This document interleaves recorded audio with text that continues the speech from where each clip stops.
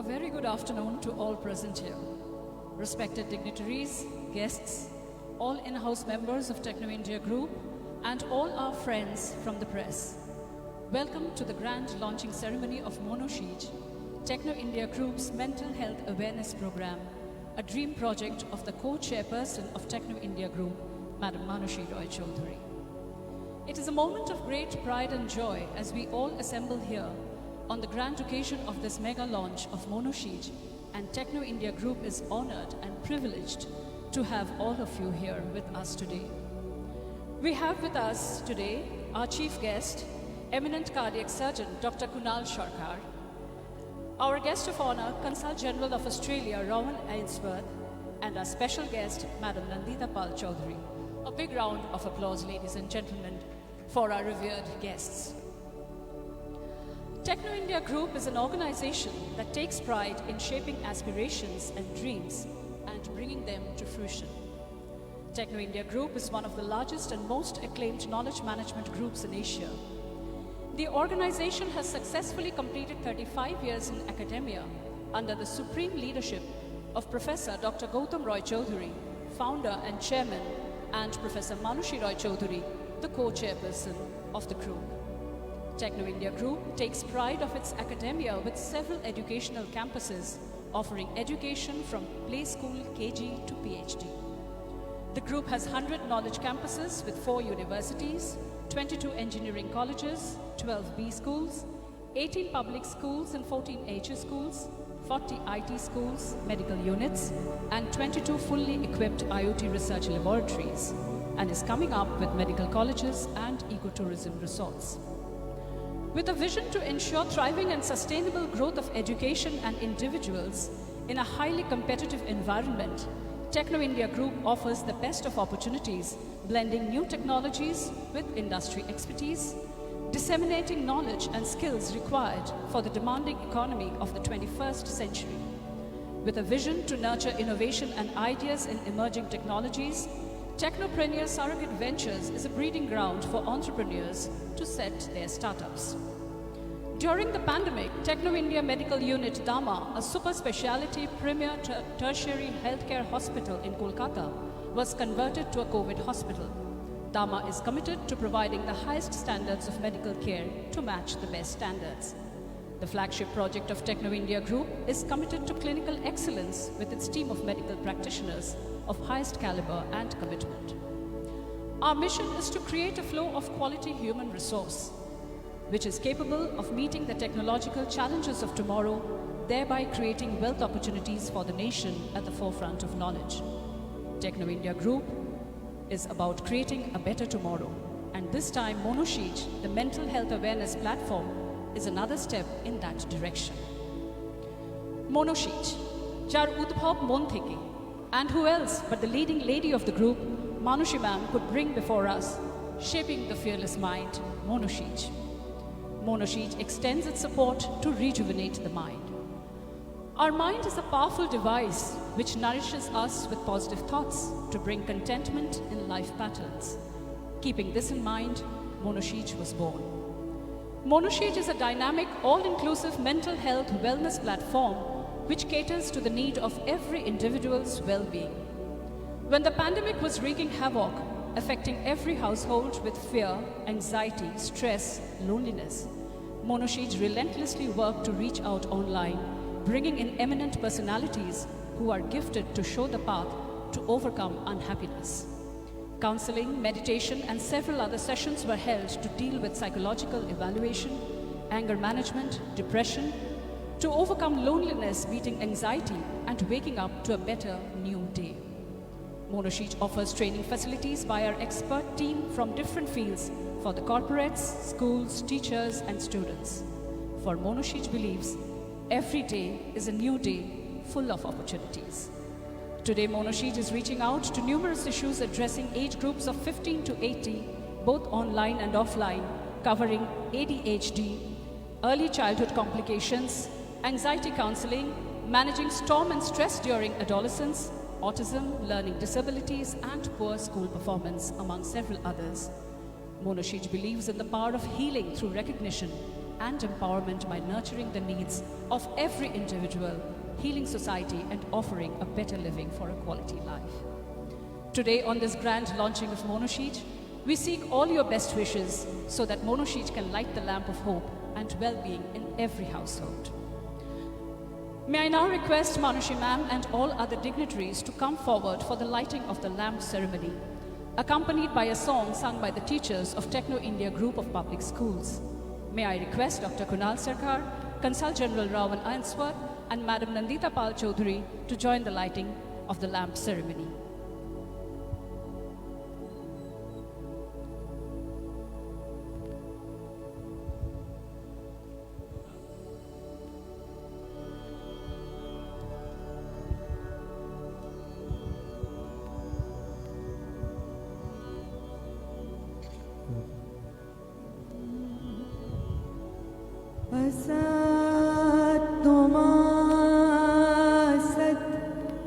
गमय तमसोम ज्योतिर्गमय मृत्योर्मामृतं गमय शान्ति शान्ति शान्ति शान्ति हरि ओम तत्सत् शान्ति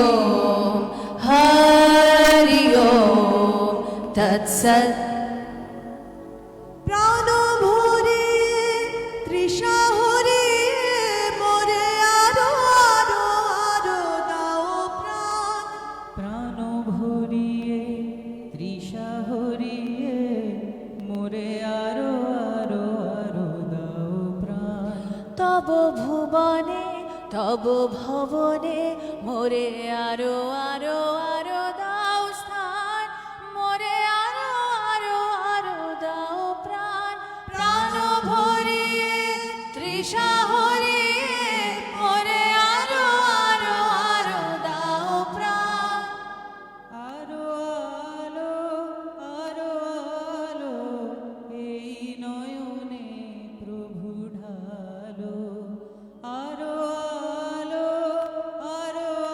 আলো এই নয়নে প্রভু ঢালো সুরে সুরে বাঁশি পুরে তুমি আরো আরো আরো দাও দান মোরে আরো আরো আরো দাও প্রাণ প্রাণ ভরিয়ে তৃষা হরিয়ে মোরে আরো আরো আরো দাও প্রাণ আরো বেদনা প্রভু দাও মোরে আরো চেতনা দ্বার ছুটায়ে বাধা টুটায়ে মোরে করো ত্রাণ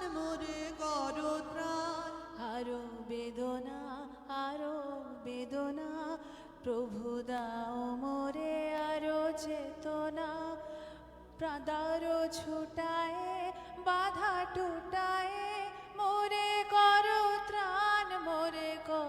ত্রাণ আরো প্রেমে মোর আমি ডুবে যাক নেমে আরো প্রেমে মোর আমি ডুবে যাক নেমে শোধা ধারে আপনারে তুমি আরো আরো আরো করো দান মোরে আরো আরো আরো দাও প্রাণ প্রাণ ভরিয়ে তৃষা হরিয়ে মোরে আরো আরো আরো দাও প্রাণ তব ভবনে মোরে আরো আরো আরো দাও প্রাণ তুমি আরো আরো আরো দাও প্রাণ প্রাণ ভরিয়ে তৃষা হরিয়ে মোরে আরো আরো আরো দাও প্রাণ Thank you, dignitaries. Thank you. It's time now to express our gratitude and appreciation to our eminent guests who have taken out their precious time to grace this occasion today. I request the dignitaries to come up to the dais, and I request the co-chairperson of Techno India Group, Madam Manushi Roy Chaudhary, to felicitate our guests. Our chief guest today, Dr. Kunal Sarkar. With the distinction of having performed more than 18,000 heart surgeries, Senior Vice Chairman, Director and Head of Cardiac Surgery at Medica Super Speciality Hospital, Dr. Sarkar practices coronary surgery as his pursuance of passion. Intimately associated with the academic activities of the European Association for Cardiothoracic Surgery and the Indian Association of Cardiovascular and Thoracic Surgeons, having remained the former president of IACTS, Dr. Sarkar is also the chairman of the Kolkata Heart Foundation. He is also the president of Kolkata Shukriti Foundation. A passionate debater, orator and writer, his book titled The Sickness of Health on the Journey of Indian Healthcare was launched recently. Dr. Sarkar is the founder and chairman of the Calcutta Debating Circle and chairs the largest live debate in India during the Calcutta's Festival of the Spoken Word. Other than the main domain of healthcare, he takes keen interest in history and contemporary art, the Renaissance and Rabindra Sangeet. We are honored to have you with us, sir. Could you please come up? A big round of applause, ladies and gentlemen, for our chief guest. Thank you so much, sir.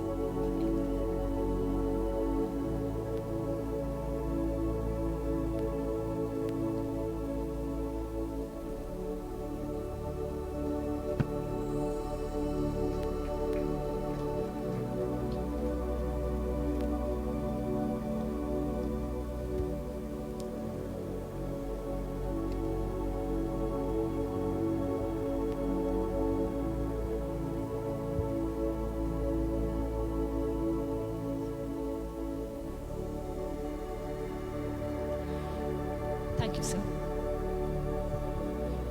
Our guest of honor, Ms. Rawan Ainsworth, Consul General of Australia. Ms. Rawan Ainsworth is a career officer with the Department of Foreign Affairs and Trade and was most recently Counselor, Australian Embassy, Paris. She has previously served overseas in Moscow and Tokyo. In Canberra, she served with the DFAT as Director, Northern Central and Eastern Europe Section and State Director, Tasmanian State Office. Ms. Ainsworth holds a Master of Arts and Bachelor of Arts from the University of Sydney. We are honored to have you with us today.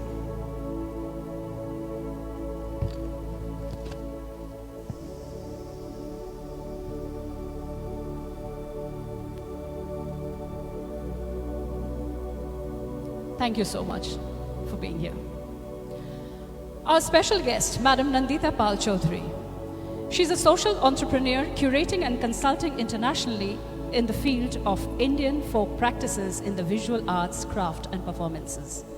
Her work creates cutting-edge artistic and functional applications during traditional skills and practices that often address a current social need. This explores the possibility of art to re-examine the old and create new relationships between social engagement and aesthetic gesture, the process helping to regenerate the craft as well as provide income and sustainable livelihood for the highly skilled but often unemployed artisan. She designs and delivers exhibitions, installations, performance-based workshops, community outreach programs, seminars and lecture demonstrations. A Clore-Shivening Scholar in Cultural Leadership from the Government of UK, she's also trained in Indian classical music in the Guru Shishya Parampara by the leading exponent of the Banaras Gharana, Vidushi Girija. Welcome, ma'am. We're so glad to have you with us. She feels there is no force more powerful than the zeal of a woman determined to rise. The inspiration for all women with the innate desire to break barriers and shine in their own radiance, she is the embodiment of motivation and resolve. For budding entrepreneurs, professionals, teachers and students, with the flair for navigating their visions to victory, steering Techno India Group to triumphant heights, hand in hand with the founder and chairman, Professor Dr. Gautam Roy Chaudhary, is the co-chairperson of the group, Madam Manushi Roy Chaudhary. Believing in reaching out to promising potentials from the grassroots level, and hand-holding them to experience success.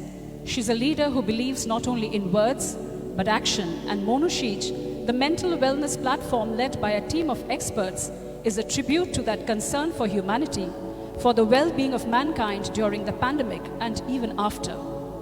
The Wellness Forum caters its services to students, employees, parents, and all others who are in need, be it in the form of arranging vaccination drives, preparing and distributing sanitizers from the college labs, extending medical assistance and support to all affected by the pandemic. Her contribution to society during the crisis of COVID-19 has been exemplary. She single-handedly runs a host of 20 schools. She's at the helm of every decision and action, which enables Techno India Group of colleges, universities, schools, and other institutions to achieve success at every step. Her contribution towards the spreading of education remains unmatched. She is the Chairman of Education for the Bengal National Chamber of Commerce and Industry and is also associated with many other chambers. She recently was awarded with the Shripreneur Award from the Eastern Chamber of Commerce, the Mother Teresa International Award for Education. She was felicitated by the Young Achievers Forum with the Women of Excellence Award, Z24, 24 Ghanta Best Education Excellence Award 2021 for the Best Educational Group in Innovation, and the Academic Excellence Award at the Education Eminence 2021. Ladies and gentlemen, the one who inspires us to turn every dream of ours into reality, to overcome all hurdles but never to quit, the leading lady and Techno India Group icon, one who believes and constantly teaches us the value of integrity, humility and humanity, Madam Manushi Roy Chaudhary. A huge round of applause, ladies and gentlemen. May I invite Madam to deliver the welcome address, please.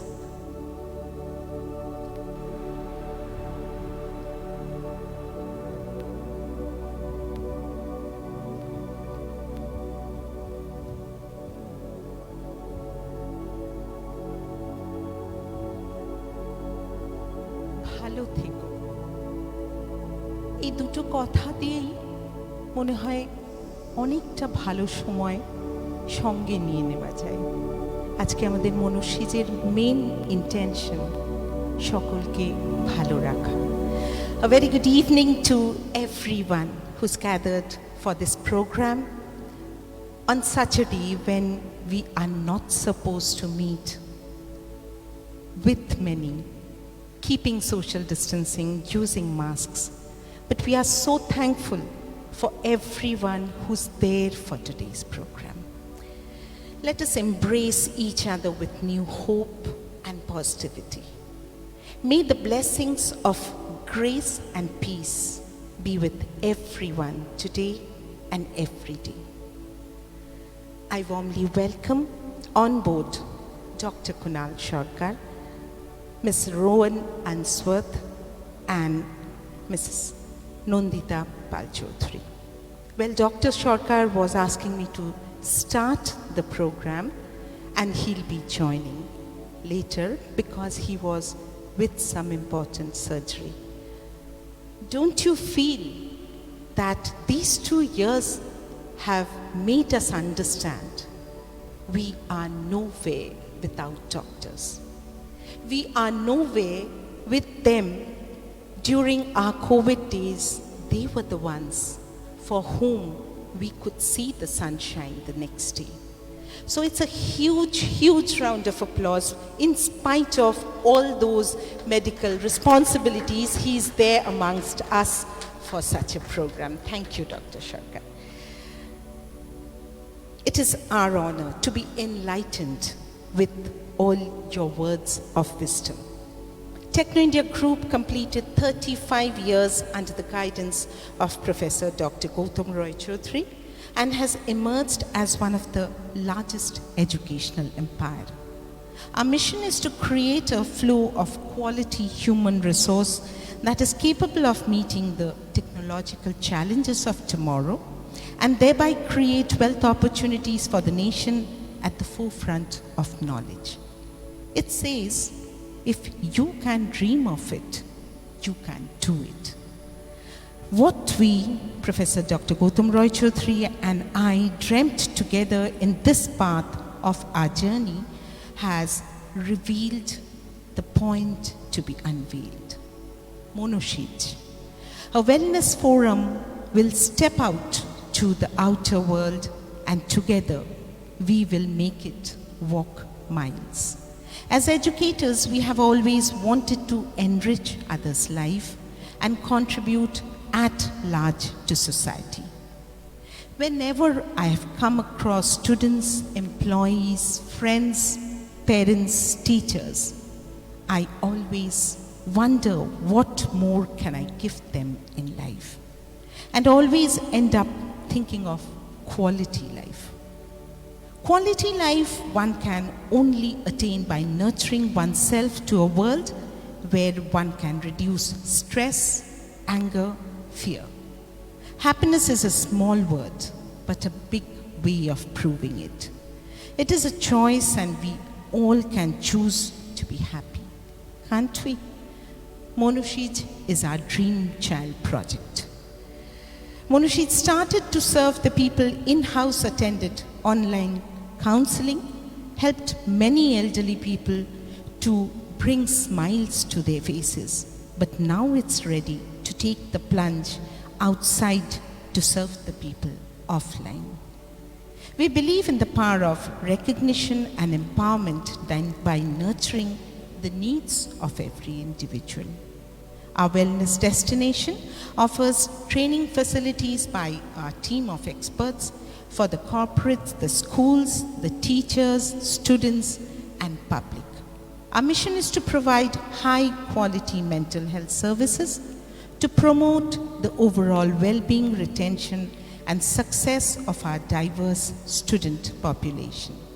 As a part of our role in higher education, the Counseling Center also contributes to the advancement of mental health field through the training of various workshops. Our work is guided by ethics, professional standards, and respect for diversity. So, embrace the new challenge in life and spruce yourself to be a happy you. Looking forward to helping the people, the students, the teachers, the public, not only by counseling sessions.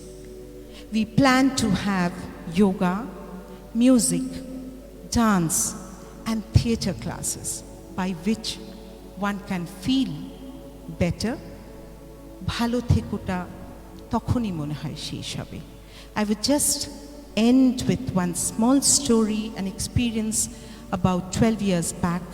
I was in Tokyo. I've told this many a times.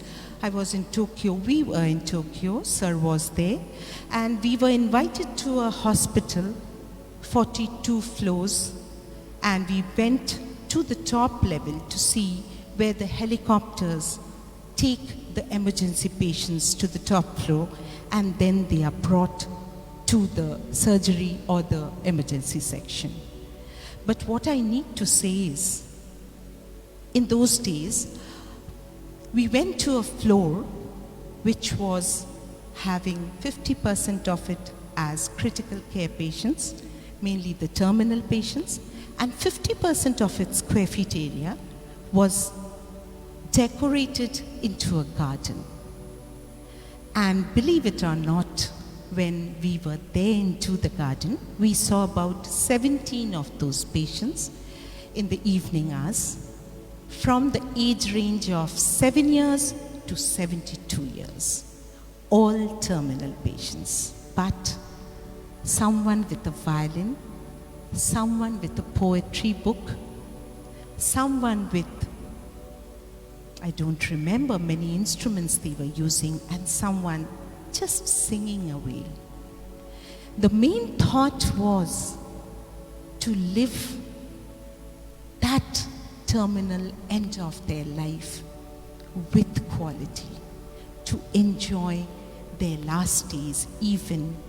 And what beautiful songs and poems they recited and sang for us, where we felt we always grudge about amar eta nei, amar ota dorkar. But they have lost 99% of their health, and they are singing to enjoy and make people enjoy. These COVID days have taught us a lot. Let us hold hands together. It's not that Monoshij is of Techno India Group. Let us create such platforms by which we can make people beside us smile, be happy, and give them the confidence which they had before 2020 March. Let us take that oath, and thank you so much for being there and believing that Monoshij can be a part of making people well and happy. Thank you so much.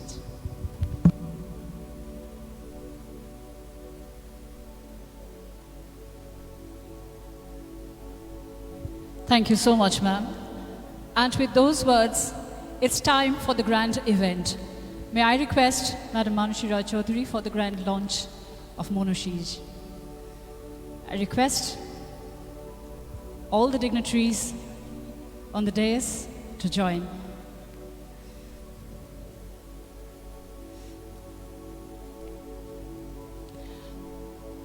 A big round of applause, ladies and gentlemen.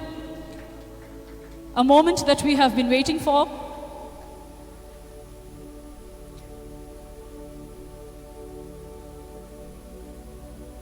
A very, very precious moment for us.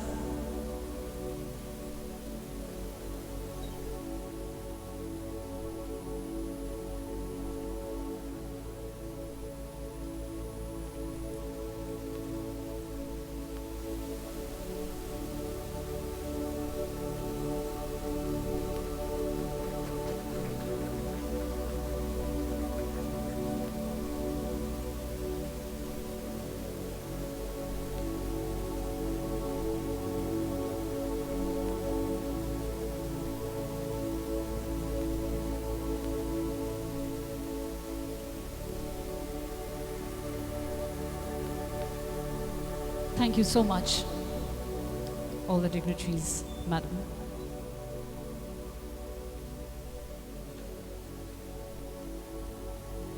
It's time now for a short video presentation.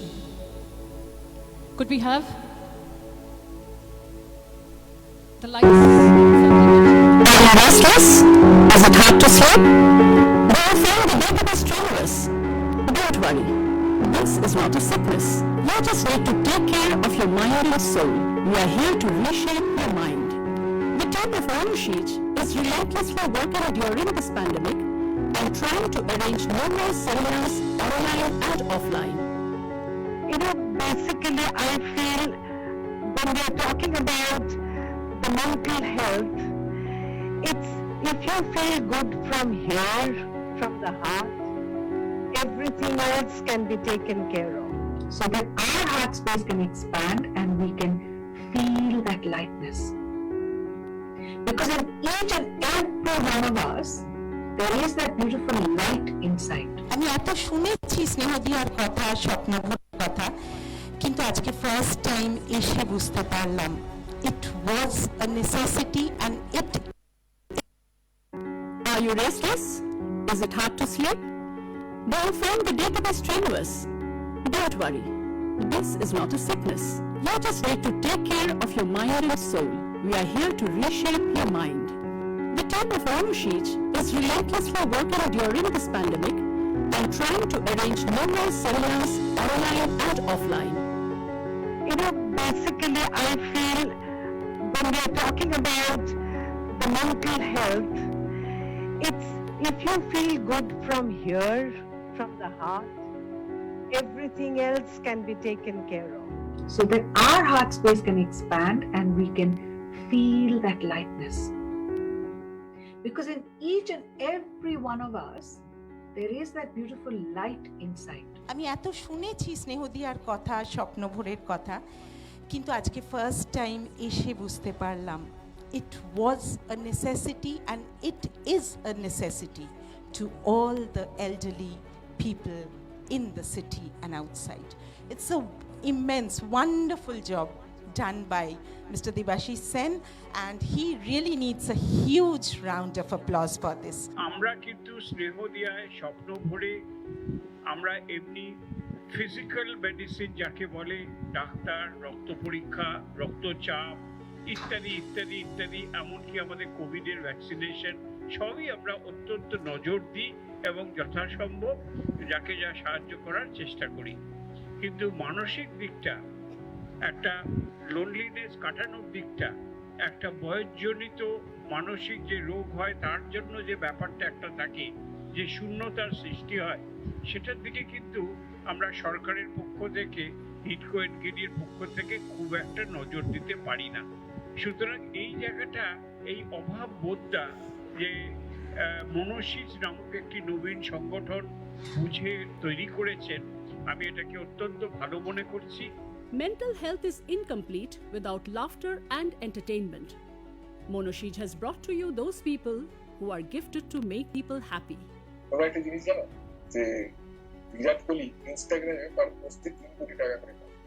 আমি ইনস্টাগ্রামে influencer হতে চেয়েছিলাম, একটা পয়সা দেয়নি কেউ। শ্রীহদিয়ায় আগে এসেছি, উর্মিলার সাথে এসেছি, আর তখন এই জায়গাটা দেখে ওকেই বলছিলাম যে বাহ, এত সুন্দর একটা স্টেজ তো তৈরি করা আছে, মাইক্রোফোন নিয়ে দাঁড়িয়ে পড়লেই হয়। In the presence of eminent personalities, Monoshij is trying to reach you every way possible. এখানে অনেক বয়োজ্যেষ্ঠ মানুষরা আছেন, তাদের সকলকে আমার প্রণাম। বিশ্বাস করুন, আমরা তো প্রচুর জায়গায় গান গাইতে যাই, কিন্তু আজকে এই যে একটা খোলা মাঠের এই যে একটা ওয়াস্টনেস, এটাতে সত্যি ভীষণ ভালো লাগছে। We have brought expertise from different fields to build a safe environment where you can find solution and make yourself comfortable. So I think if you go back in history, you think of who was the person who first talked about stress. Stress is not derived from physiology. Stress is a terminology which physiologists have borrowed from physics. It does with metallurgy, that when you subject something to repeated stress, it fractures, it breaks. So a chap called, a Hungarian fellow called Hans Science, I think somewhere in 1920s, borrowed this terminology and wrote a great deal about it. And Hans Science himself was greatly stressed. You know why was Hans Science greatly stressed? Go back and look it up. Hans Science himself was greatly stressed because he was nominated for the Nobel Prize 14 times, he never got it. Right. So I'm sure at the end of it, the discoverer of stress would have been very stressed himself, because for being nominated for Nobel Prize 14 times and never having got it, I'm sure is a very stressful exercise. The whole crux over here is to try and meditate, go out to the nature, connect with nature. If you are focusing on a tree or on a sunrise or on a sunset or on a particular bird, that is meditation. So if you focus on a particular object in nature, these negative thoughts are not going to come in. How can we do it? How can we package it and sell it to ourselves? Have half an hour ready for meditation or prayers, whatever form, or yoga.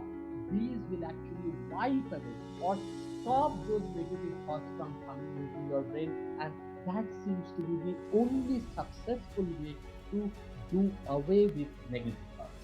Our concern is to deal with psychological evaluation, anger management, overcoming loneliness, beating anxiety, managing stress, and getting a better sleep. Monoshij not only takes care of elders but also children. We cater to all the age groups from 15 to 80 to build a better society.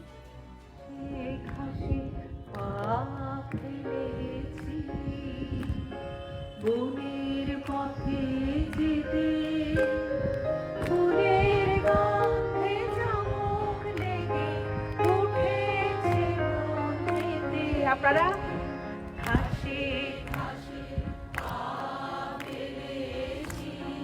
wonderful.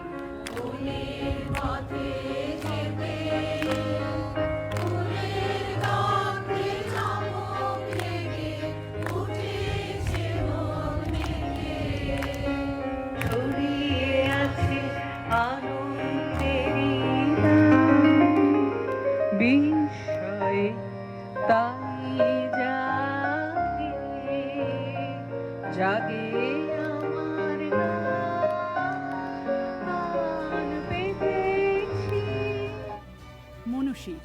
Let us reshape your mind.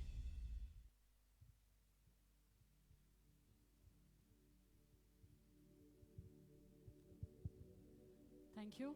Well, that was Monoshij, reshaping the mind and rejuvenating the mind. It's time now for the keynote address by our chief guest. May I have the honor of requesting Dr. Kunal Sarkar to come up and deliver the keynote address, please.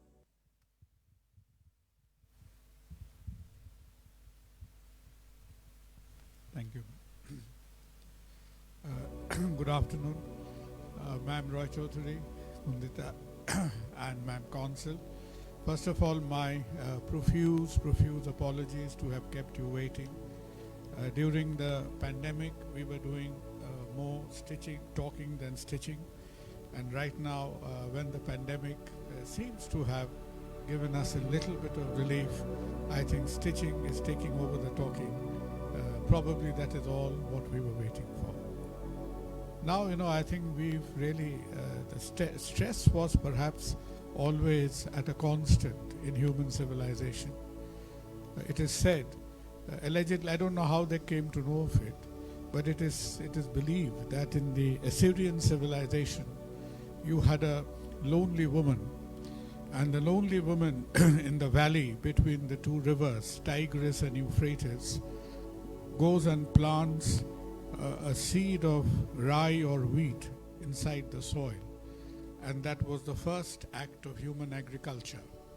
And that lady was supposed to be very stressed because she would go back every day and look at the seed and see whether the seed was sprouting and flourishing or not.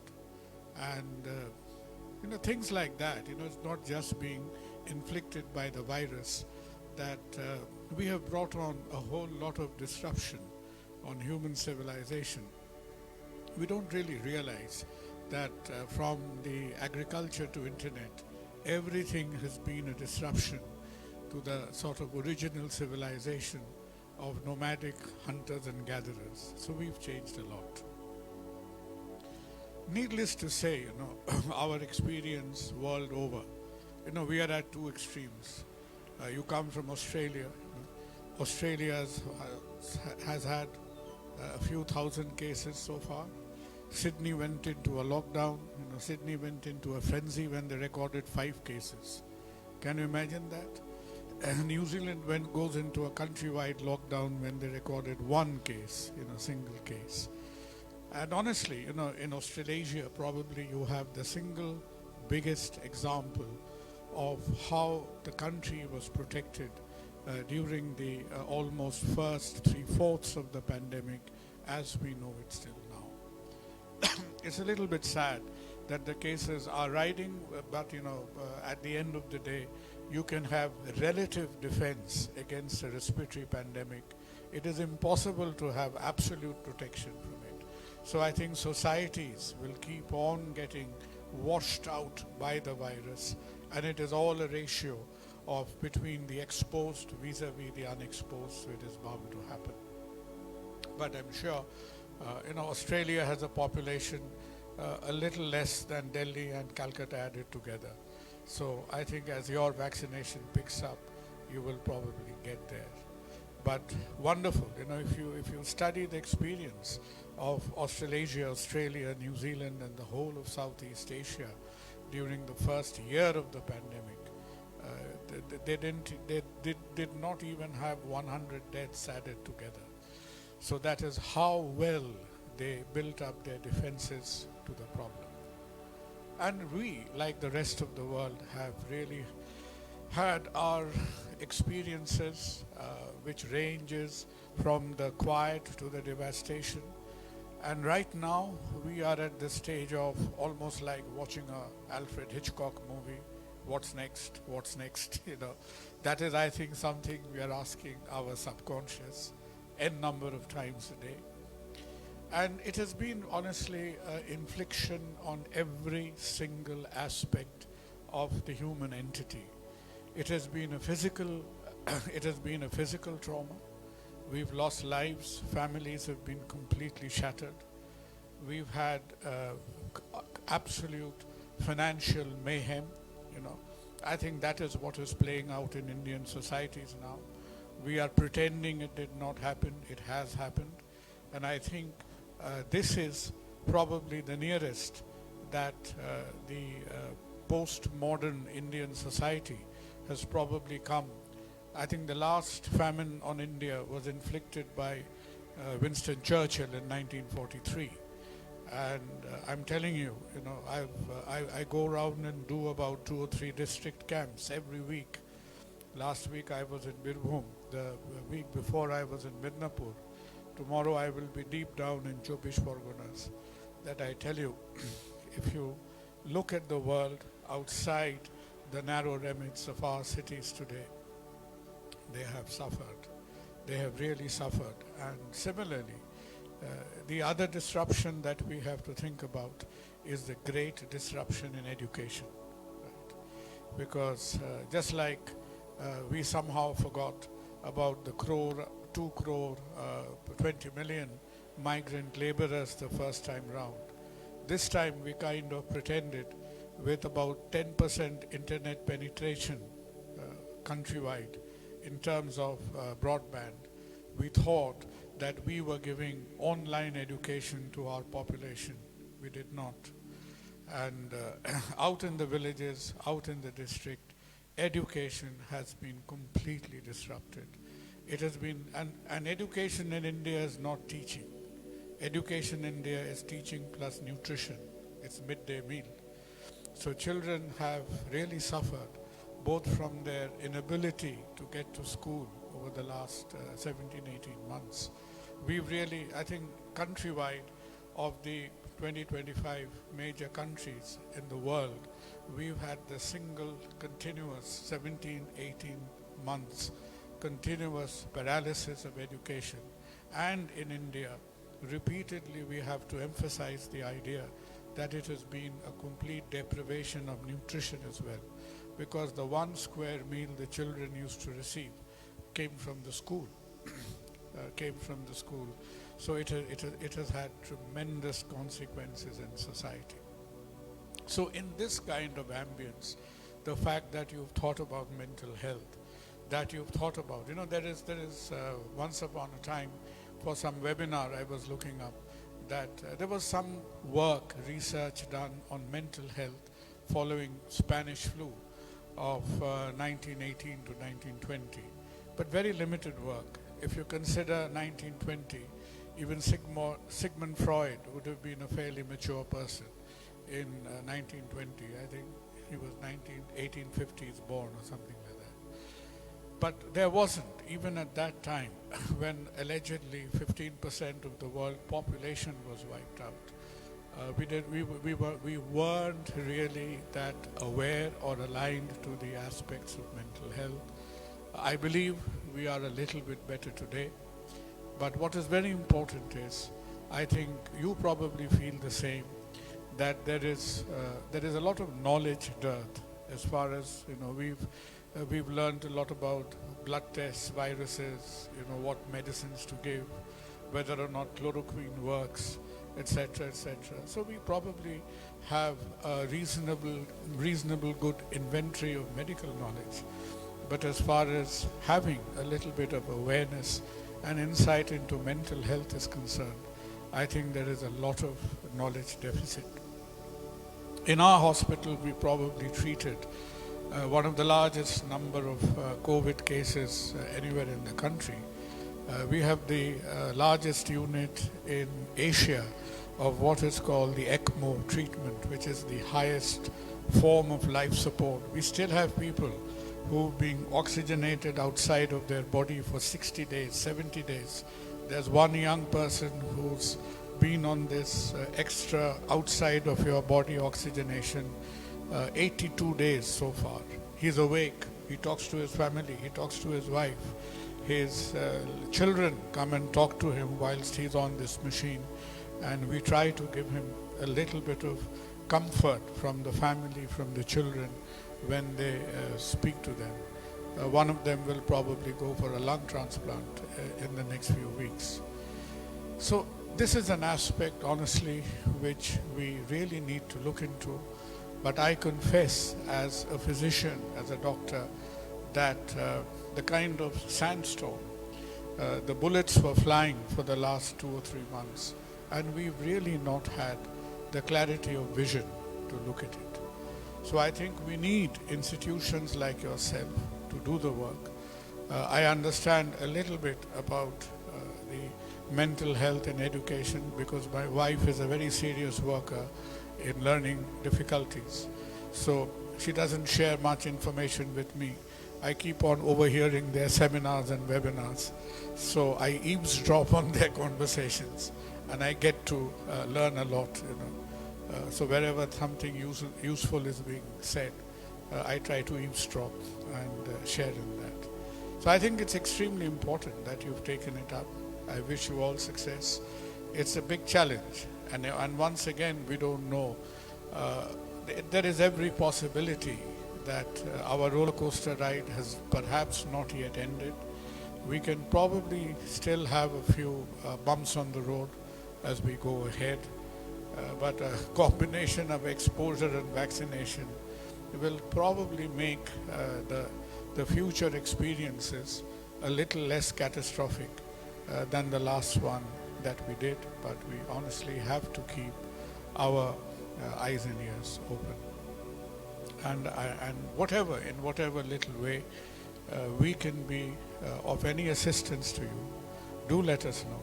And I think more often than not, probably we will borrow from your experiences because we are seeing, I have no, apart from the angina and the messed up heart and the valves which are not working, I see a good number of COVID consultation and lung deficits in my time. And we are seeing what is in the Western world, what is called long COVID. So we are seeing quite a few number of them coming back. They still can't get to terms with the fact that many people who are not really very seriously sick, but still it's left them with some kind of minor disability or the other, and they find it very difficult to rehab themselves to normal life. Because you see, so far you had a lockdown, so people really did not feel the necessity of going out, working, getting in terms with the normal 8-hour work and 12-hour work. But now that we seem to be opening up fairly well, fairly okay, I think these challenges are becoming very real challenges. We have to look at the children. A little while back there was a lot of scare stories about children being sort of preferentially suffering in the third wave of COVID. I think it was a whole lot of nonsense. People didn't know what they were talking about. But anybody can get exposed, but children's immune system are a completely different entity from an adult immune system. So I think, and already as you must have seen in the last data from Delhi, that 60% of children are exposed anyway. So it's not to pretend that children are not exposed. They have been, but I think a lot of hand-holding needs to be done. I mean, our children are grown up, but people who have young children at home, they know what a lot of, that their life has really turned upside down in the last 18 months or so. So I think, it's been an extremely timely venture, and probably you have to resort to a lot of technology. Because if you go by the number of counsellors, the number of psychologists, and the number of psychotherapists we have in India, vis-a-vis even the metropolitan population, forget about the rural population, I think there is a heaven and hell mismatch over there. So I think a lot of technology has to be resorted to. And we need a combination of sort of physical precautions, all kind of whatever little contribution medicine has made, fair enough. But it also leaves us with a sense of guilt, because the whole world is essentially fighting with a disaster that was inflicted by man on man. This is completely a man-made disaster, so I think we will be left with this pain and this lesson that we need to behave a little bit better for the on-swing future. So our best wishes, and as I say, that we need to build the bridges of sharing our expertise, and I think it's good to know that you're at hand, and I think we can do a lot of aftercare and mental support to people who've not only physically suffered, but at least in the cities, the number of families who have really been ravaged with the experience of last 3 or 4 months. I think it's looking at the depths of sadness in their eye. So all of us have a little work to do, and I think we still have, I don't know, even if you think we don't even pretend, don't look at the numbers from United Kingdom and start behaving like the British or the Israelis or the Canadians. We will need another 6 months before we are anywhere there. We are probably getting there, but we will take a little bit of time. We need to hang on to our fortitude. We need to hang on to our perseverance, and I'm sure we will get there. But the important thing is, most of us should get there. So it's not just being wishful, but being practical, being equipped with the knowledge both of medicine and mind that will make this journey possible. So congratulations to Monushej once again, and I think, ma'am, a lot of work remains to be done. Thank you.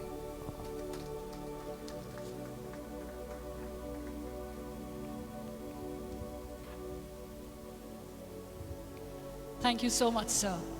Thank you for reminding us that so much needs to be done, and all of us need to join hands to reach out to those who are in need. We pledge to remember that and move ahead. It's time now to hear our next speaker, our guest of honor, Rowan Ainsworth, Consul General of Australia. A big round of applause, ladies and gentlemen.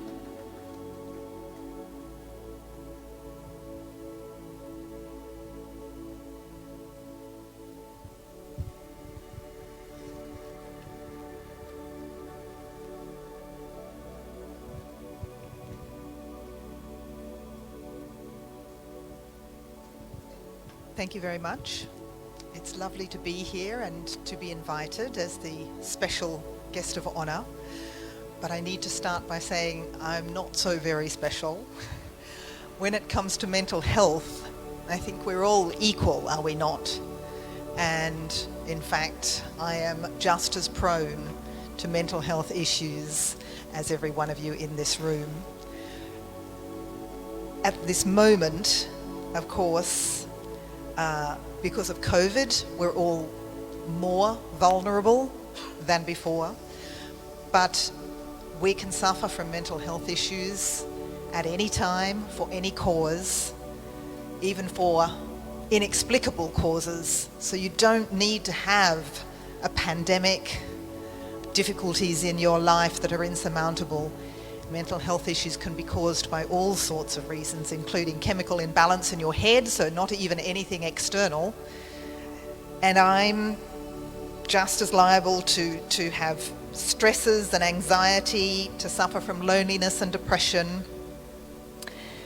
And in fact, I started work here in March, and as excited as I was to be in Kolkata, I was crushed by the fact that after just a few short weeks we were in lockdown.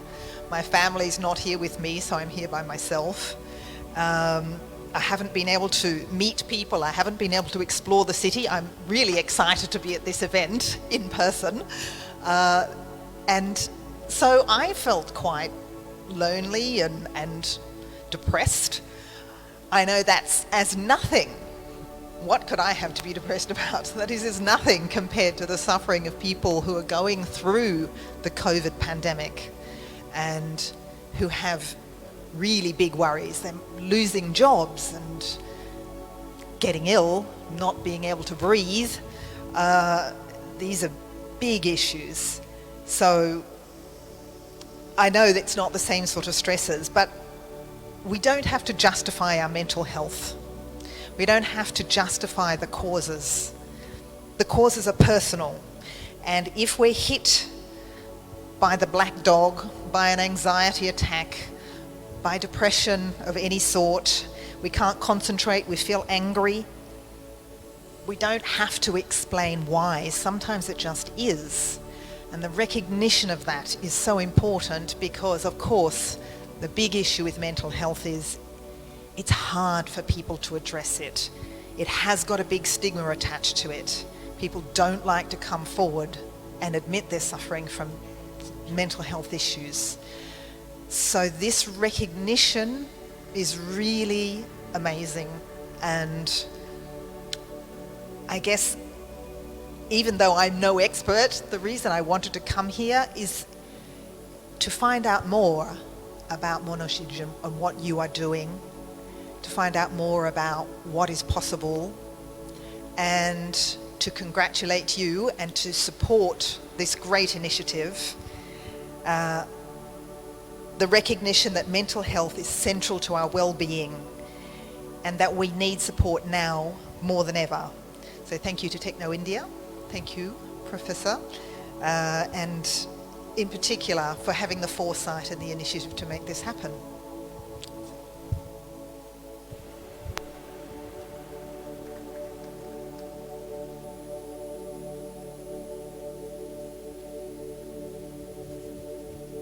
Thank you so much. Recognition and acknowledgement is, I think, very important. Well, it's time now for the speech by our special guest, Ms. Nandita Pal Chaudhary.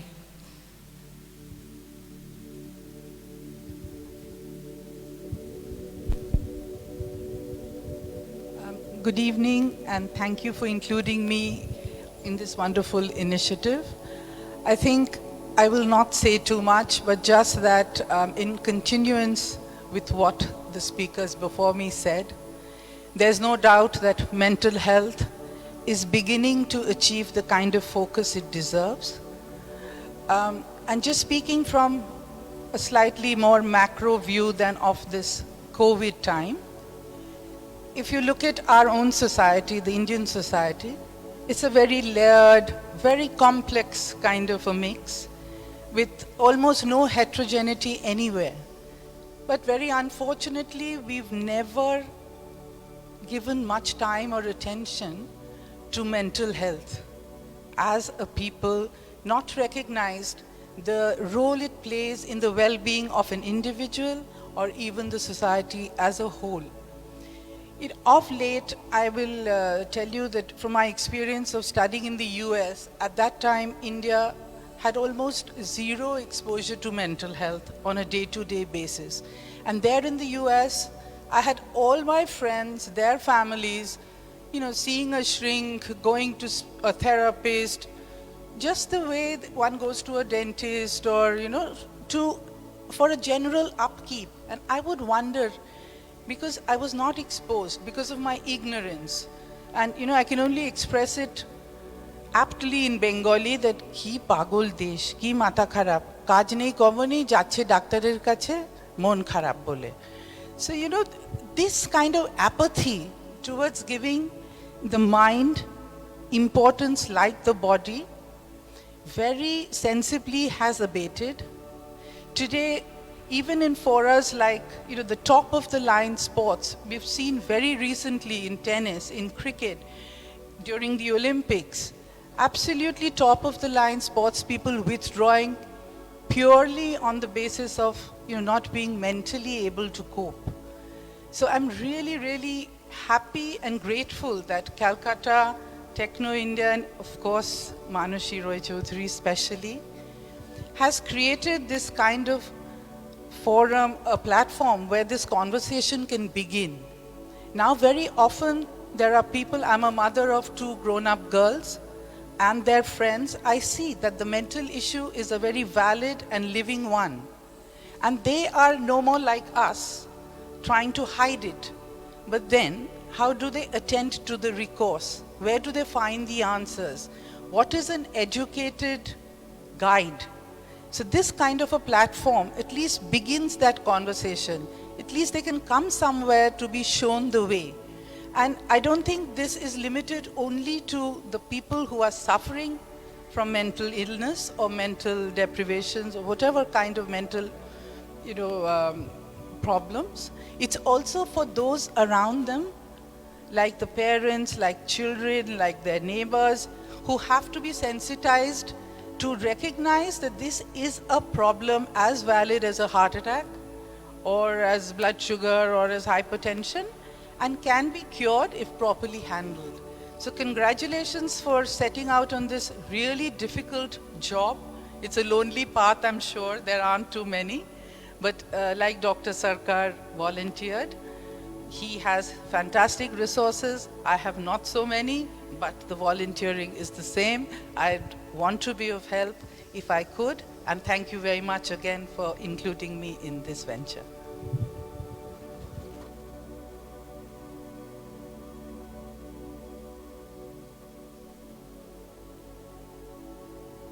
Thank you so much. Well, now it's time for the much-awaited panel discussion by our distinguished guests, including an interactive session with the co-chairperson of Techno India Group, Madam Manushi Roy Chaudhary. Our esteemed speakers for today, Dr. Kunal Sarkar, Consul General Rowan Enswadi, and Madam Nandita Pal Chaudhary, in conversation with Professor Manushi Roy Chaudhary on the topic, Savidya Vimuktaya, the liberation of the soul through knowledge. I request the esteemed guests to take their seat on the dais.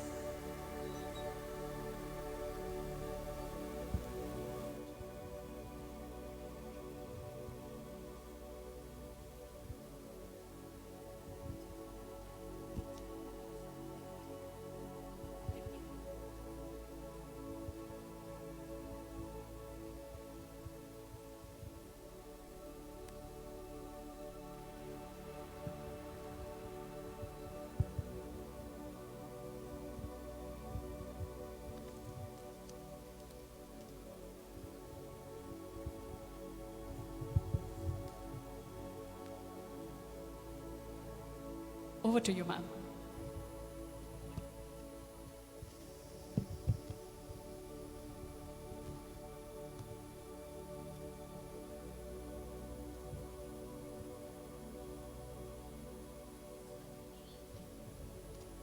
It's a very good evening.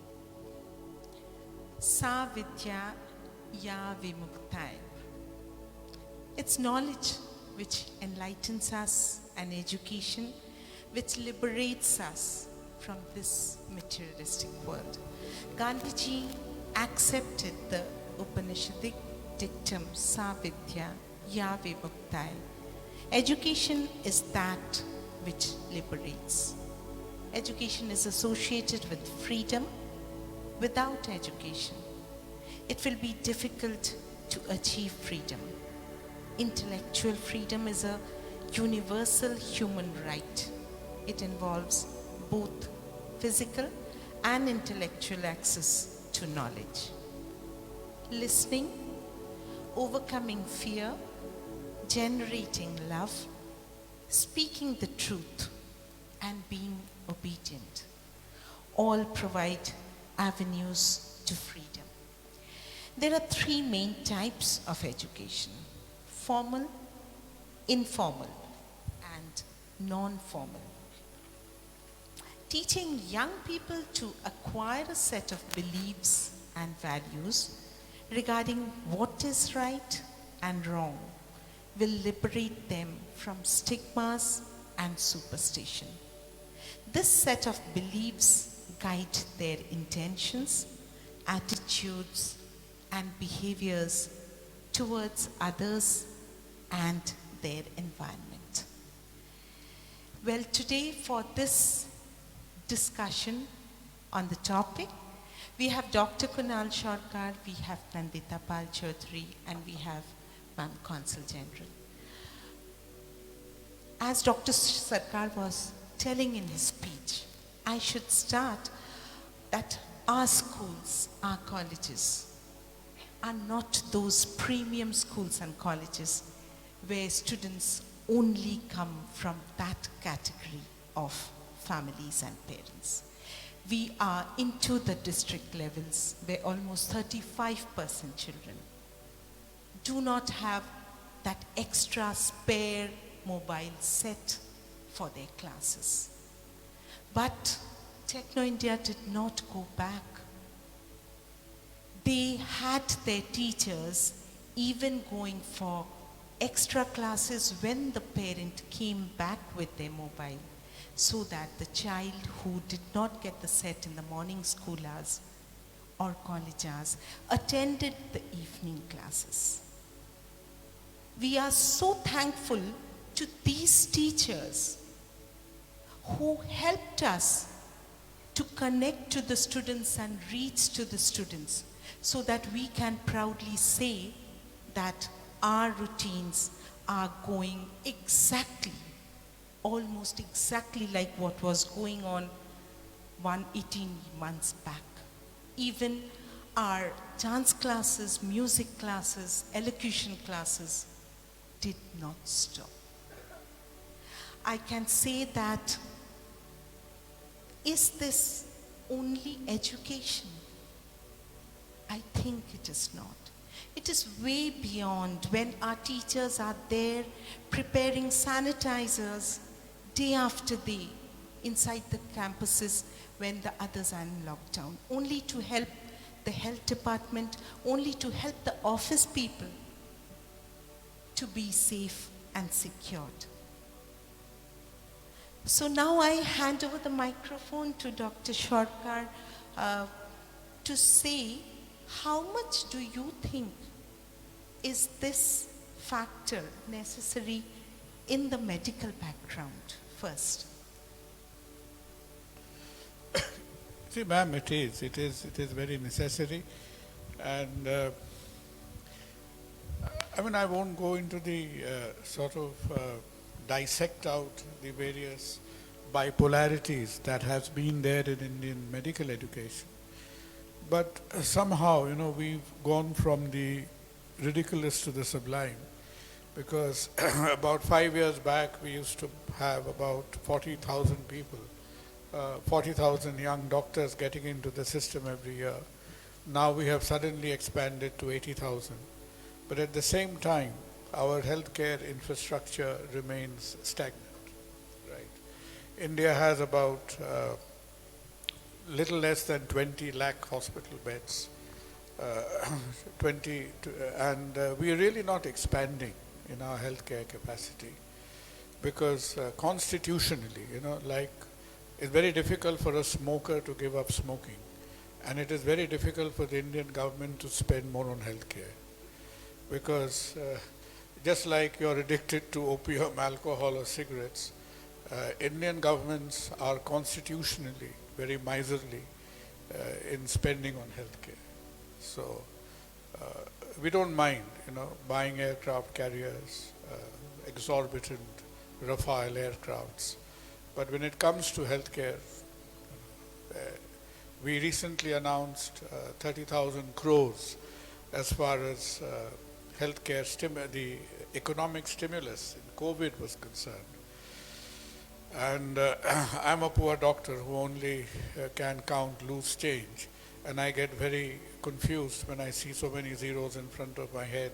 So one evening I was calculating in my mobile phone that how much was actually spent on healthcare, and I came up with a fantastic percentage of 4.7%. So in the midst of a healthcare pandemic, that is how much we thought we could stimulate healthcare. And in the various shopping list of economic stimulus is given, one of the very major items of great relevance was privatization of space travel. I don't know whether any one of you read the list in great seriousness or concern. But humor apart, there are one or two other issues, which is really important, I think, because it's a mixture of achievements. If you consider that only 74 years back, when the patent was reluctantly handed over to us by Clement Attlee, the then British Prime Minister. So that time, 15th August 1947, we had a fantastic literacy rate of 14%, right? So, And so we had a life expectancy of around 45 years, little less than 45 years, and a literacy rate of 14%. So from there, it's not all gloom and doom. We've not done that badly, but somehow the last 20% evades us. So if you follow our national demographic features, a good part of last decade, we are stuck on 80% literacy. So somebody was asking me that who should be the next health minister. So I said the next health minister should be our javelin champion, the guy who won the gold medal, because he threw the javelin at 85%, at 85 meters. So after a long time, because I'm getting sick and tired, you look at the annual demographics of India, you see, we are finding it very difficult. So some problems are there, but yes, from 14% to 80% is not that bad, 70 years, but we should have been a little bit better.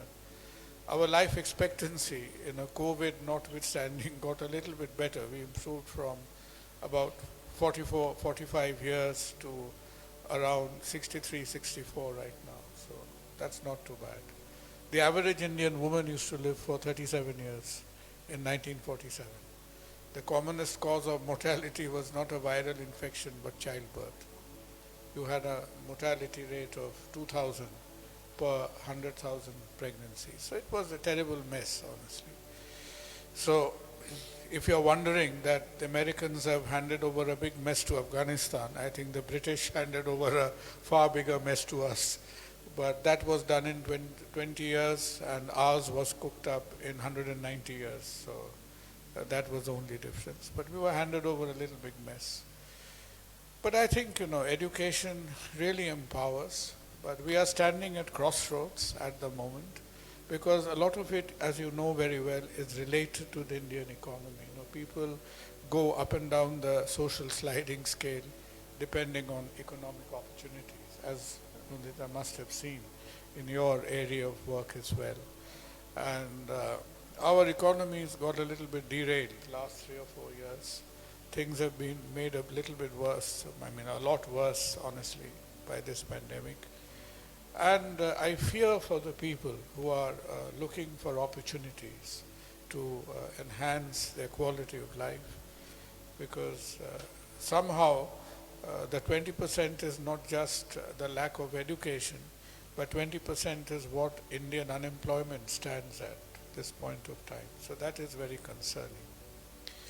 So I think it's extremely important that we rebooted our education system, because I was speaking to a set of people who've come back from Sundarbans.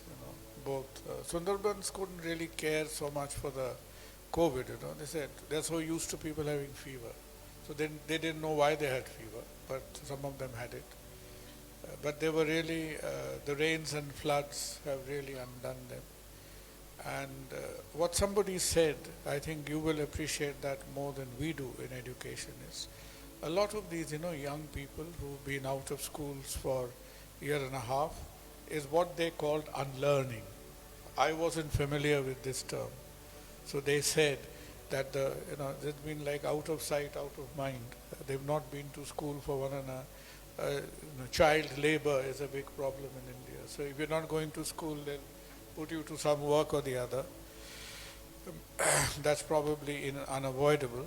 But many of them have had very rampant unlearning. So whatever their skills up, whatever they had picked up in terms of numeracy or literacy, literal skills, much of it has been, washed out. It's like the banks being washed out. So I think, that will be a big challenge that we need to take up. And what Dr. Sarkar mentioned about unlearning, the even more horrifying part of that we see play out in the rural areas is, it's not that you do not learn for a year, so you unlearn a year's worth of learning. You actually go back to almost where you began. So you cannot assume that a child in the rural belts who doesn't have any other ancillary exposure has now lost 6 months of going to school, so I'll just give him the syllabus that was there 6 months ahead. you actually have to restart, reboot him from 2 years ahead. And you cannot assume any knowledge. And this is not only in formal education, but this is happening, say, in my field of work, in the handmade, or in the performance, in the rural, because everything is rote learning. There are no performances, there are no markets to sell, kono haat nei, kono bajar nei, keu dakche na. Sorry, I keep lapsing into Bengali, because that's where the heart is. So there is really no laboratory for practice and performance for any of these rural artisans. So whatever they've learned from the generation ahead, they've absolutely lost. And then, of course, to boot, there's this whole story of no raw material, no impetus economically from any government, whether it's state or center. Anyway, I think we are kind of, moving quite away from what we set out to discuss, the mind.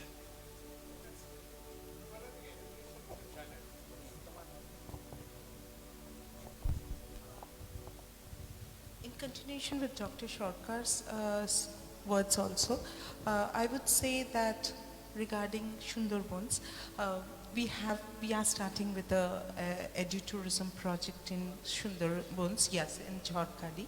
So we experienced how the people out there were affected after Amphan. So we had sent people to bring the parents, the children under the school shade when the next Jhar was about to happen, etc. And that is where we felt a team came from a school in Amtola. It's a similar in Sundarbans that the total building was demolished after Amphan. The schools were not being held, classes were not being held, but what we took over is we want to be beside them, not only to have the classes, but to bring that confidence amongst the students যে তোমরা স্কুলে ফেরত এসো আমরা নতুন করে আবার class শুরু করছি and for them I feel online education what we have done in our schools or colleges with our management system it cannot work there. It has to be offline classes. So if I can add there, I've worked in Sundarban over many years with the TSRD, with Tagore Society and Dr. Kanjilal. And especially, when Amitabh Ghosh was writing Hungry Tide, I visited several times with him, so had the kind of opportunity to really study how the mechanics there play out. And Amphan is like just a little bigger game than what they're used to regularly. The major problem that they are facing is the salination of the land. So there is no output for food. As it is, there hasn't been much investment there other than this Sahara brainwave of making some tourism hotel or something out there, which was thankfully dropped. But overall, the population there are totally migratory in nature. They just want to get out. So none of them have the mindset that we want to do something in Sundarban because they feel they've lost the battle to nature. And right now we are so far ahead into the denudation that climate change has caused in Sundarban that even people like TSRD who are there for 20 years, 30 years, they are just very small players left fighting against nature. You need years of education to change mindset of a generation. Here the storm comes overnight and you're back to where your forefathers were 200 years ago. So it's a terrible situation in Sundarban. And I think to boot, as Dr. Sarkar said, COVID and these kind of temporary hazards don't play a part in their reality because their everyday life is so contentious. Will they live? Will they eat? What will they do next? And a very big thing that has happened, at least from my few, projects that I've done there, is that they've lost the knowledge of nature there. So there was a very good, joint project that came up with the Dutch government, that they were setting up a lab to teach the children of Sundarban how to recognize medicinal plants, how to recognize what land is salinated, just the native knowledge that they all had, but lost in the transition between formal education and the old way of living. So today, when you have this wonderful kind of platform where you can deliver formal education, I would really request you to look at native knowledge, because there are very few old people left who can actually disburse it anymore. And that is their only way of survival. How much money are we able to inject there? I'll just make a small comment, which is, I think the sort of the rebound or the collateral damage in society is just about playing out now, because we were all completely preoccupied with self-survival. We wanted to live from one week to the next, and some of us who have done that. The other very similar problem is playing out very nearer home, right inside the inner city areas. Our monstrous cities of more than 10 million, 20 million population. I shudder to think, what's happening, as you said, that the children who are going to not to the privileged schools, but to the very simple and ordinary educational institutions. You see, in our school, in Xavier's, we used to run evening schools, etc., where people would work all day long and come for evening classes. And many of the inputs and experiences, they have been irregular, and because of the tremendous financial crunch that has come over the lower middle class society, somehow they were scraping a living. I think all the children have been put back to work. All the children have been put back to work. So I think in terms of the educational equity loss, amongst the survivors of this pandemic, it will be quite a deficit. I don't know whether you have similar experience, probably not, in the interiors of Australia, because I don't know whether you still do have those challenges. But we have a job on our hands over here. We, being the type of country, the layout of country that Australia is, we have a lot of experience with distance learning, and online education before online existed was the radio of the School of the Air, which is a radio school. Children in very remote locations used to go to school by switching on the radio, tuning it in. It's not ideal. It is what you do when there are no alternatives. But children really benefit from congregating in schools and being there in person, I think. However, circumstances do dictate other forms of education necessary at certain times. I actually had a question I wanted to put to you all in that regard. When schools are closed and children are homeschooled or doing online schooling, which often doesn't work, they often have to just be homeschooled. One of the unfortunate facets of COVID has been a huge rise in domestic violence. And not only the adults in the family are exposed to that, but children who are being kept at home and being locked up or locked down in the lockdowns are being exposed to that. And this is why I think, Manashi, your program is so important for children. As Dr. Surkar said earlier, you really need to focus on the children and their mental health. But I'm wondering if the program addresses that issue, and if you have any comments or thoughts on that. I would say that it's not only the domestic violence, but can you imagine a child of class 5, class 7, they are not being able to go to the playground, not to the school to share the tiffin box, have a fight with the best friend or give a hug. It's really required for a child to grow up. So they are missing on those days. When we are getting stressed, how much stress are these children feeling? And that is why I felt that Monosheet is really doing something. You give them a box of crayons and you see they are totally on the floor with the art paper and the smile at the end of that art class. That is, we want to derive out of it. But yes, maybe after the Kali Pujas, we are going to have our classes on, but it'll be a blended type of learning, definitely, maybe with 50% of children. But at least the children should come to the schools. We are looking forward to these offline programs.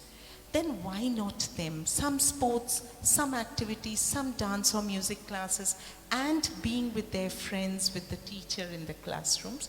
So it's required. But we had also developed our own learning management system, because now we feel that it cannot be fully offline classes. At least it will take a few more years to go ahead. Till then, we have to club the online and the offline classes together.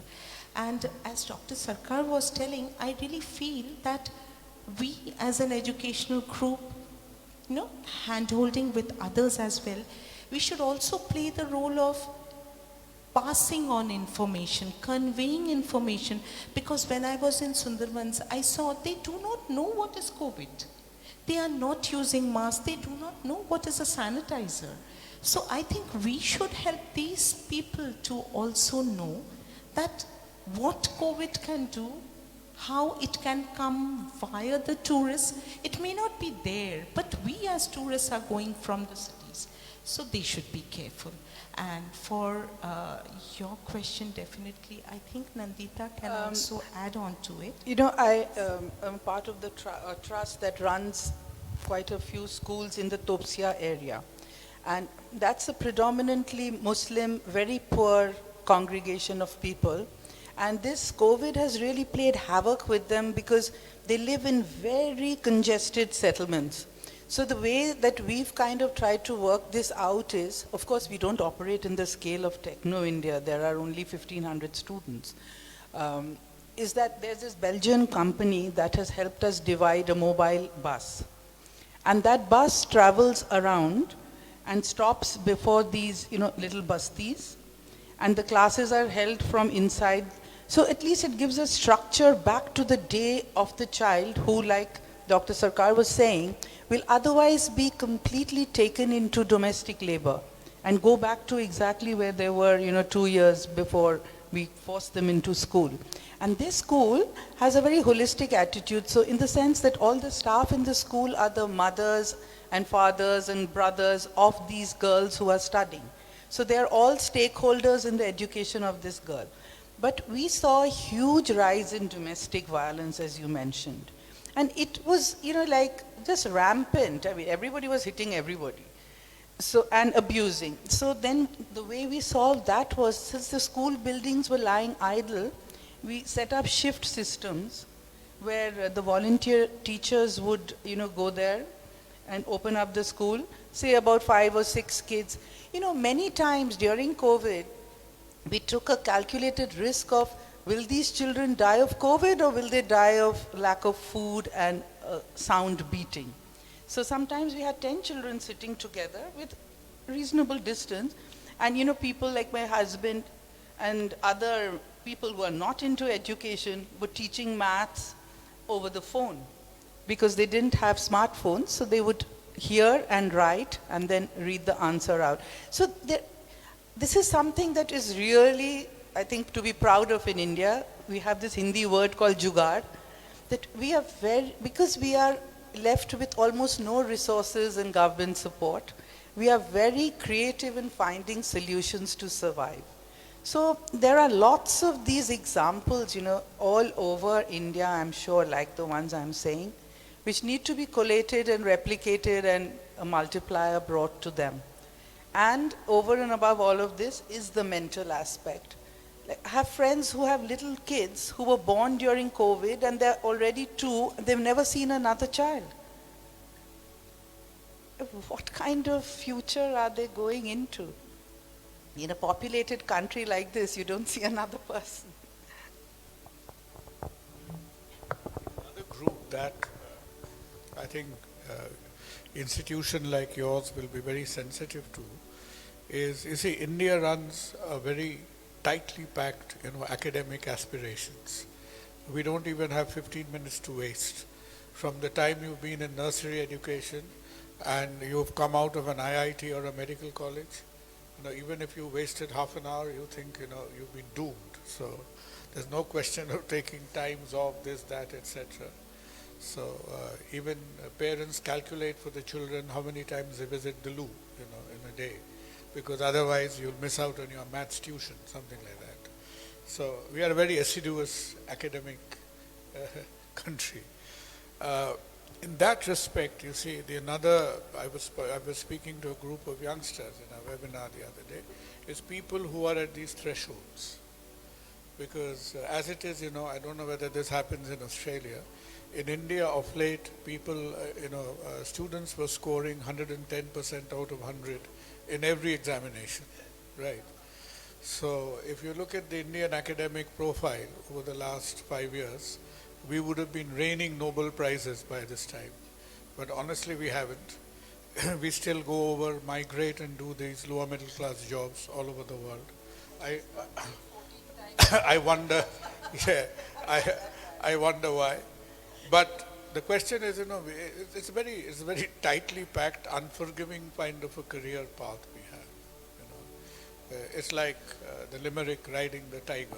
You're either on it or off it, and if you're off it, you'll get eaten up. So these transitional, people, there is something we call the 12th standard. Right? So this time you didn't have the exams. So thanks to the political benevolence, almost everybody's got 90% or something. So I'm wondering what's going to happen to the next stage, that they will be queuing up. Because a long time back it happened in Germany. Because in Germany, the German state can't refuse. If I'm absolutely stupid and I want to do pure physics or something, they still have to allow me to do that. So then I'll probably give away. But that is another crisis, I think, which is looming, staring us in the face, because a large proportion of the students have come out, say, from 10 is one filtration zone and 12 is the other filtration zone. And having done all that, now when they queue up, because everybody, especially the bright ones, they've had their minds made up, or their parents' minds were made up, many moons ago, that no matter what the boy or girl thinks, daddy and mummy has already got it all calculated, what the little one is going to do.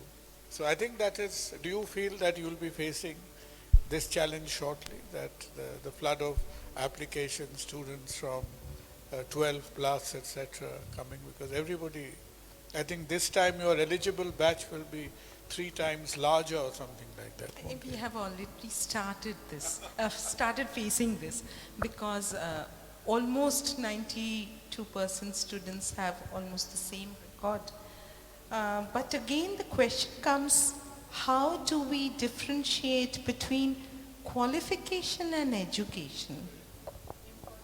That is very important, because yes, because it's not only the marks at the end of the day which makes a good student, it should be a good human being. Do we consider integrity, honesty, respecting our elders, being true to oneself?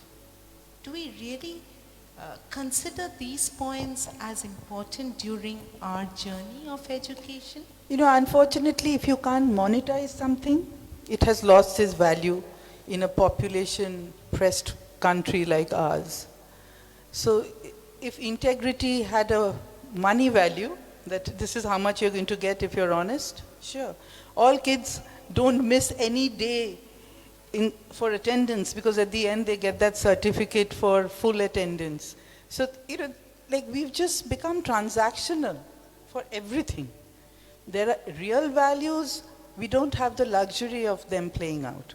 But having said that, in most of the time, the kids who come first and are those luminaries in school, if you map their future, there are probably very few like Dr. Sarkar who still continue to be the best in whatever he's doing.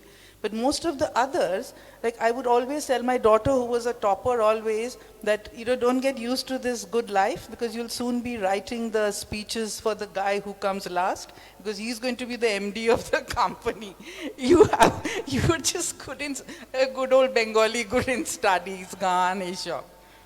But I have just one question that I want to ask. I think this is kind of meandering for quite some time, which I'm hoping I get an answer from somebody. Is it, I was talking to you, Manash, about this a little earlier. Say, India as a great civilization has produced so many systems of thinking, from philosophy to medicine to, like you ask for it and we probably have a system there which exists. Ayurveda, yoga, the Upanishads, Advaita, lots of theories. How come mental health has never been addressed explicitly? Does that mean in some way that mental health is a contemporary issue and it didn't exist? I don't find any answers for this. Usually we have customs, we have practices in old civilizations that kind of cover for this kind of a weakness, that if you have a mental problem, these are the things that, like in my rural area of work, every mental problem is attributed to being mad. There is no consciousness of mental illness. So if anybody has an answer, Dr. Sarkar, who knows everything, he's our kind of Google advanced. I think, mental health is just another aspect of health. And I mean, even though we claim to have been created 120,000 years ago, the problem with humanity is our recorded civilization is less than 10,000 years. So first of all, we haven't got the foggiest clue what we were doing for 110,000 years. We still don't know. That is all lost in amnesia somewhere, the amnesia of civilization.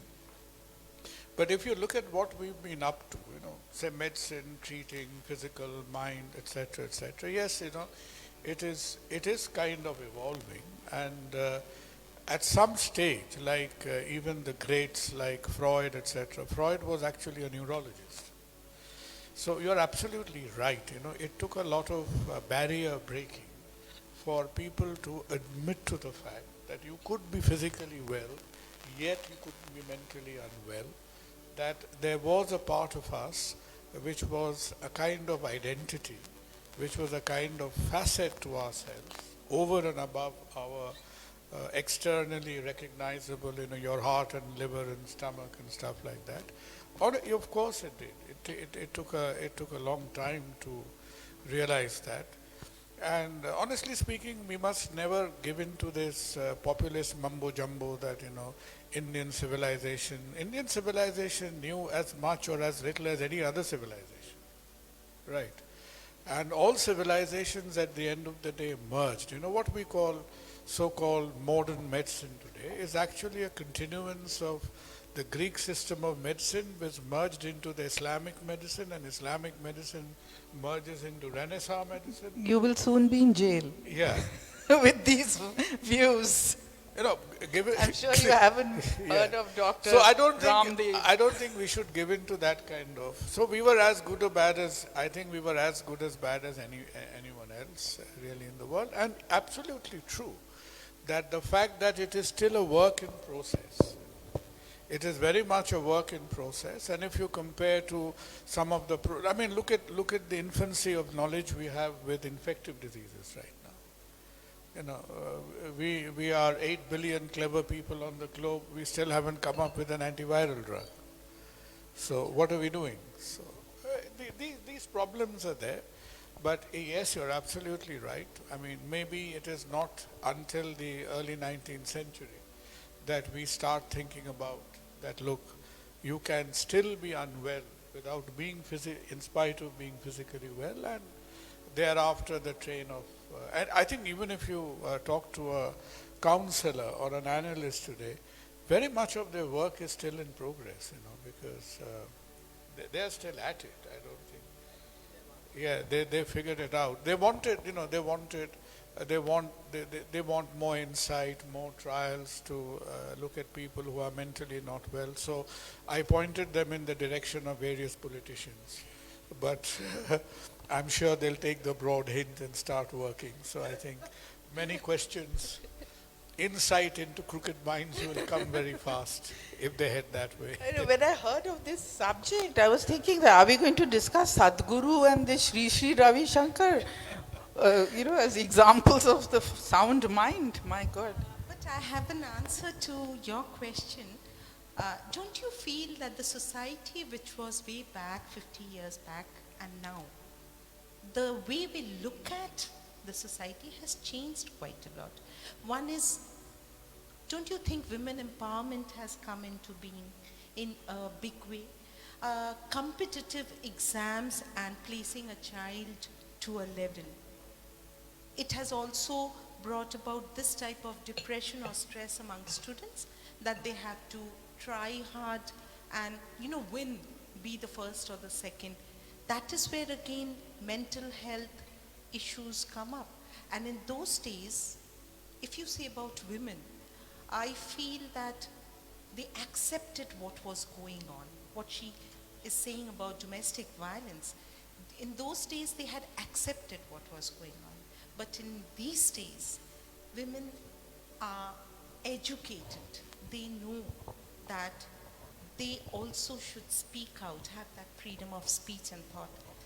That is where the total change is coming up, other than the laptops, the mobiles, the drugs, etc. They have also brought about this problem. What you're saying, a friend of mine gave me very good advice. I said, why is the nature of marriage shifting so much when human beings are more or less the same?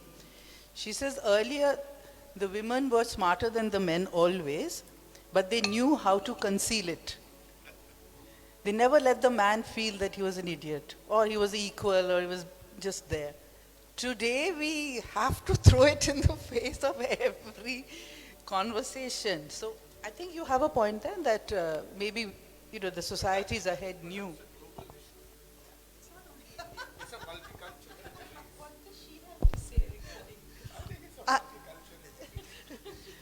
I'm not sure about women previously accepting. I think having no choice but to accept is probably a more accurate description. I'm not sure that everybody wanted to be in a situation of subjugation, but because of the way society worked, there was no other option. Gradually we are getting other options, which I am very pleased about personally.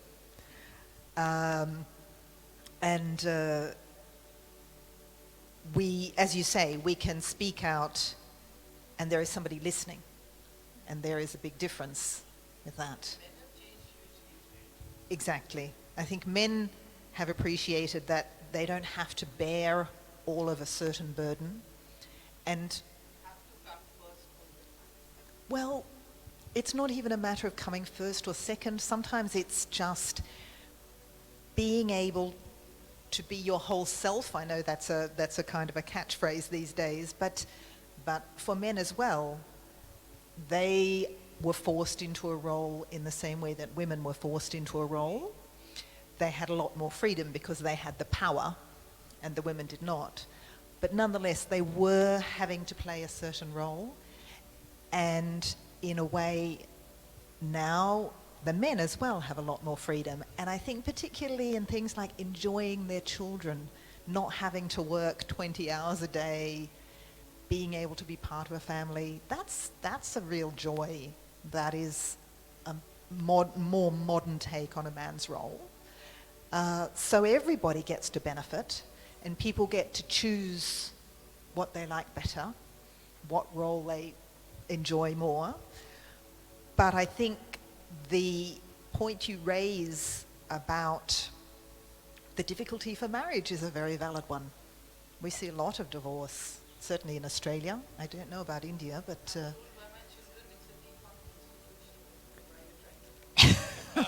there we go. But when two people have to now find compromises rather than being told, here's your role, just play it, it is more difficult in many ways. Anybody have any solutions to that one? So I'll just give you a different spin on the gender issue. For my book, when I was doing the chapters on COVID, so that was during the first wave, when the fun and games had just started. So I just observed that the women did ever so much better with COVID as leading countries compared to men. The three best. No. There were three best performances were Angela Merkel, Germany, followed by Arden, your neighbor, New Zealand, and then nearer home we had. She didn't do too badly because she still wasn't thrown away then.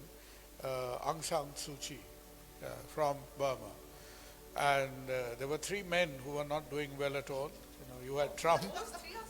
Yeah, you had Trump, and you had one in Brazil called Bolsonaro, and one in India, I forget the name, what it's called, so I keep on forgetting his name. So that fellow was messing it up repeatedly. But another take on women and education, which I wrote about it, which is referring back to education and medicine. In India, 52% of the new medical graduates who come in every year, 52% are actually women. So you have majority women who get through your joint entrance and NEET and etc. Yes. Yeah, I think last year was 55%, even more. But where the cookie crumbles is let them cook in the oven for 5 years, and you open the oven door at the end of 5 years, 30% of them have gone.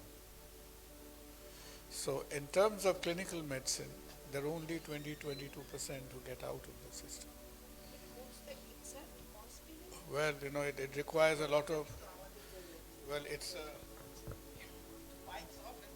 yeah. So in terms of education and women, that is something to think about. We have to do a lot of thinking.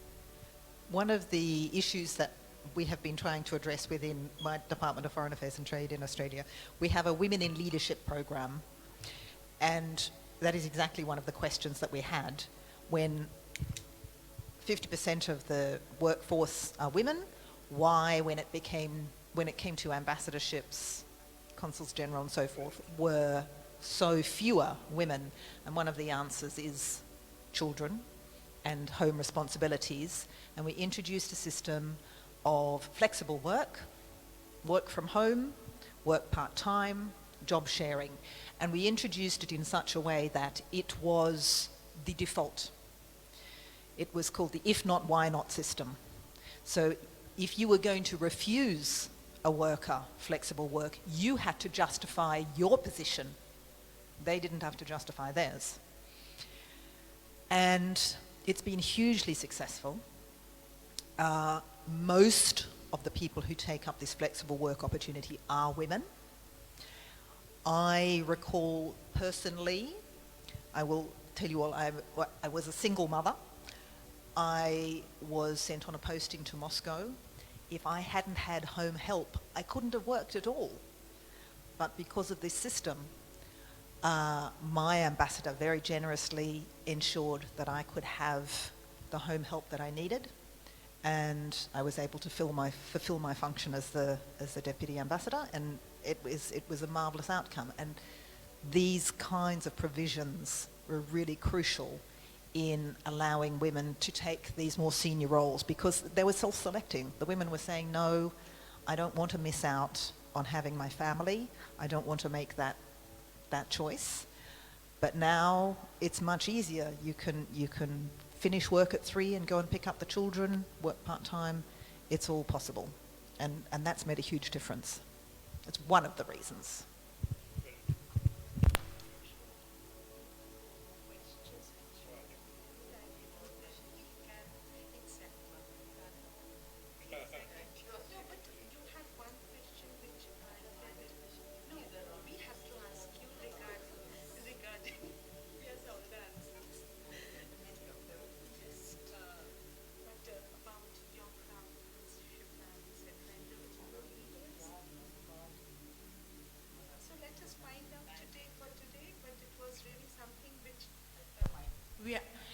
So we understood that ultimately education is important, empowering people with information is important, and we have to strive through these days of COVID. Looking forward to much healthier days very soon, and let's see what we can do with the wellness platform of Monosheets, and I believe that we can really work together also, keeping this in mind, and everyone with a healthy, happy future ahead.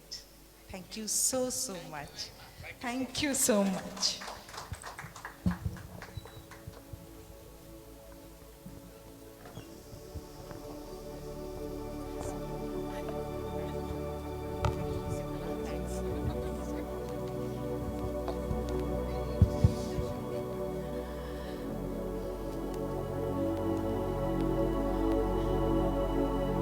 We just have the vote of thanks left.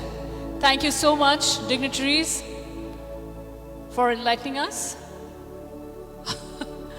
May I invite Papri Bose to deliver the vote of thanks. We'll just take a couple of minutes, please. Good evening, everyone. This evening is indeed special.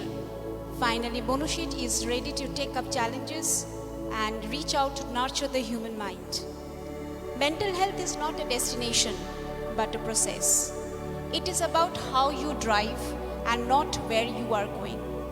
Our mission would never have been possible without the masterstrokes of Professor Dr. Gautam Roy Choudhury and Professor Manushi Roy Choudhury. It is their intense belief that this challenging initiative will benefit one and all, especially during the trying time that the human race is going through.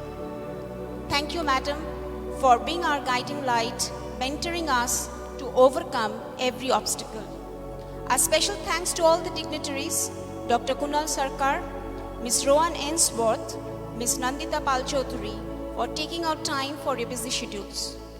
I reach out to all the media people gathered around here to support us in this endeavor. Thank you for the lovely performances by the teachers of our TITPA schools, and a very special thanks to the person with whom this program would not have had the extra shine, that is Dr. Rupa Mukherjee, for her amazing comparing. Thank you Tuhin and team for shaping this program so well. Thank you to the marketing and PR team for helping us project our mission. A very warm thank you to Madam's office and Central Office for making this event a grand success. We are grateful to all the colleagues who are here to support us in this journey. Thank you once again and happy weekend to everyone. Thank you.